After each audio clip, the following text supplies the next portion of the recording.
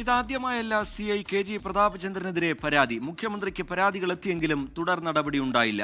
പ്രതാപചന്ദ്രൻ കാരണങ്ങളില്ലാതെ മർദ്ദിച്ചുവെന്നാണ് ദുരനുഭവം നേരിട്ടവരുടെ പ്രതികരണം. നിന്റെ വീട് എവിടെ ചോദിച്ചു? കാക്കനാടെന്ന് പറഞ്ഞു. കാക്കനാടുള്ളവൻ എറണാകുളത്ത് എന്തിനാന്ന് ചോദിച്ചു. ഇവിടെ ഇരിക്കാൻ പാടില്ല എന്നുള്ള കാര്യം അറിയില്ല. ഞാൻ ഡെയിലി വരാറുള്ളതാണെന്ന് പറഞ്ഞു. അതിൻ്റെ ഇടയിലാണ് എൻ്റെ ഹെഡ്സെറ്റിൻ്റെ ഇതാണ് പോക്കറ്റിലുണ്ടായി. അതെന്താന്ന് ചോദിച്ചു. ഞാൻ ഹെഡ്സെറ്റാന്ന് പറഞ്ഞ് എടുക്കണ സമയത്ത് ലാത്തിക്ക് അടിച്ച്. ഞാൻ പറഞ്ഞു എന്തിനാ എന്നെ തല്ലണേന്ന് ചോദിച്ചപ്പോഴാണ് മുഷ്ടി ഒരു മുഖത്തടിച്ച്. ഇത് സ്വിഗ്ഗി ജീവനക്കാരൻ റിനീഷിന്റെ തുറന്നു പറച്ചിൽ. 2 വർഷം മുമ്പ് ഒരു കാരണവുമില്ലാതെയാണ് KG പ്രതാപചന്ദ്രൻ തന്നെ മർദ്ദിച്ചതെന്ന് റിനീഷ് പറയുന്നു.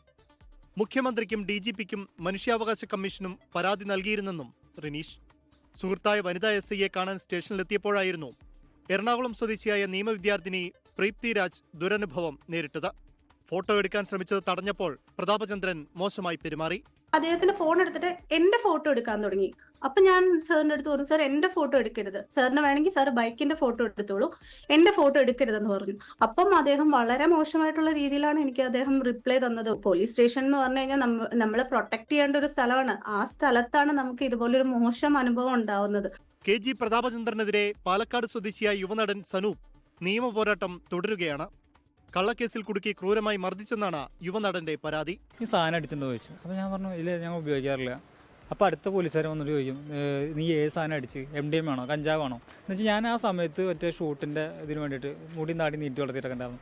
ആ ഒരു മൈൻഡ് സെറ്റ് വെച്ചിട്ടാണ് ഞങ്ങളത് ഫുള്ള് പെരുമാറുന്നത്. കലൂർ ദേശാഭിമാനി ജംഗ്ഷനിൽ 2 വർഷം മുമ്പായിരുന്നു സംഭവം.